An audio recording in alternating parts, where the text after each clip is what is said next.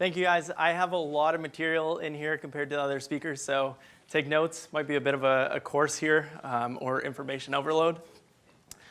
So here's what you're going to learn about in the next 10 minutes. How influencer marketing can generate conversions and how to make YouTube ads convert into sales.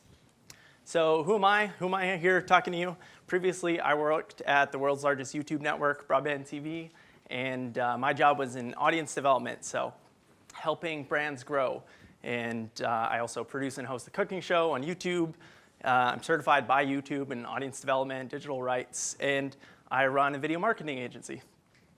So some of the brands I've helped, Major Lazer, World Star Hip Hop, Logic, so some big music artists. Since leaving BBTV, I've gone to start my agency, got to work with some awesome brands since then, and we're going to talk about one of them today. So to give you some context, thank you. One of our clients, they are Sephora's largest selling natural hair care products. It's one of the fastest selling. And they wanted to generate more business from YouTube, but they didn't really have much video content and didn't really have a means to produce it in-house. They're also over in New York, so it's not the most feasible for doing a lot of production. And our business, to give some context, we focus on the strategy and distribution of video content, not so much the video production.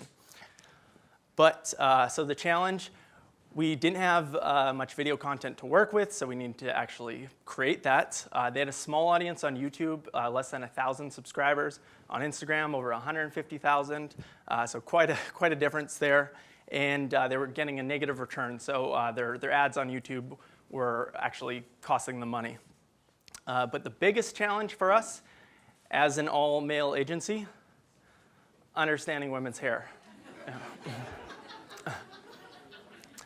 Quick stat, 90% of users say that product videos are helpful in the decision-making process. So our solution, first we came up with a video content strategy, was to find influencers to produce that content and repurpose the content for the brand's own channels. So not just exposing to the brand's audience, but to the creator's audience, but also to our client's audience. And then we would take that content and repurpose it as advertisements. So kind of trying to take that content and get our best bang for our buck. Couple myths. Influencer marketing is expensive. Influencers don't generate a direct return, conversions, and you can't really measure the effectiveness.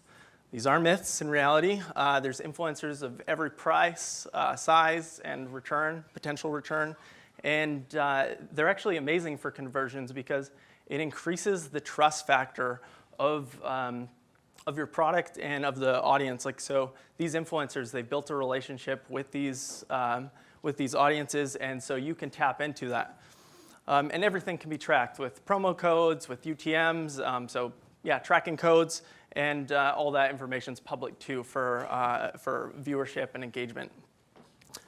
So in working with the influencer, you want to identify what's the goal. Is it traffic, engagement, conversions, content? In our case, it was all of that.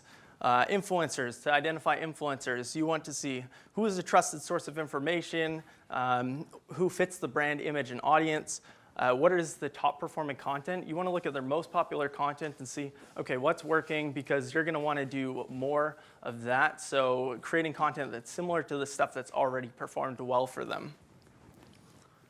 So for outreach, finding the email is pretty easy. Find it on the YouTube About section or their socials, website. Make an email account just for influencer outreach. Avoid the spam filters. That's easy to get trapped into. So don't use terms, and this goes for all kind of email marketing. Don't use certain terms like urgent, opportunity, money, Nigerian prince. Avoid links in the first contact. Put their name in the subject line so it's customized. In the emails and working with them, like you're presenting an opportunity, but they might have lots of other brands to potentially work with. So excite them about the project, explain how your values overlap and the potential opportunity for exposure, and explain what you need up front so you don't have to go through multiple emails, deliverables, campaign, what the rates are, ask for the rates, and share some examples of what's worked, your branding guidelines, etc. If no response, slide into the DMs, message them on social media. Here is the formula we developed for finding profitable influencers because some are overpriced. at the bottom, you can see one, it was way overpriced. So what we did is we'd look at the average of, say, the past 4 videos and calculate what's the average of those. And then we would divide that by their rate. And that would give us a cost per view. And you can see over here, we have the different cost per views. Basically, anything under 25 cents, we would get a 2 times return just on the audience. And this is going to change for the different audiences or niches that you're working with. But this is what worked for us. You want to get the contract signed. I'll kind of rush through this, but tentative date, deliverables, titles, language, brand guidelines, rate, all that. These are some of the influencer returns. I put in a couple different prices you can kind of see. So Haley, she cost $100, so relatively affordable for most brands. The profit in that, $570. Direct sales, those were conversions tracked into Shopify with the promo code. And that's only tracked for 30 days. On a wider scale, we have Allie, $10,500. So a much more premium cost for an influencer because she has a couple 100,000 subscribers. She's built her audience over a long time. She generated $9,000 in profit, so $19,000 in sales. This was, after a month, this was some of the increase in social traffic from YouTube. So you can see 73,000 hits, 3,000% increase for YouTube. This is an example of when you build a relationship with an influencer, what the potential is. So this is one of the influencers, and this was multiple videos. It cost around $200,000 for multiple videos. But this one influencer drew nearly $1 million in sales for this business. I've hidden her name, top secret. So YouTube ads, so actually taking those influencers and putting that into actual ads. So we would repurpose the content, take out the channel intros, introducing their brand to their audience. We would remove promo codes. We'd change the format, make it fast-paced, like this talk. Make it attention-grabbing, like this talk, hopefully. And first 5 seconds, super crucial. You got to hook your audience. You lose them quickly. I got 3 minutes, thanks. You want to test multiple lengths as well. And that's with all ad campaigns. You want to test, optimize, reiterate, optimize. What we found worked in our campaigns.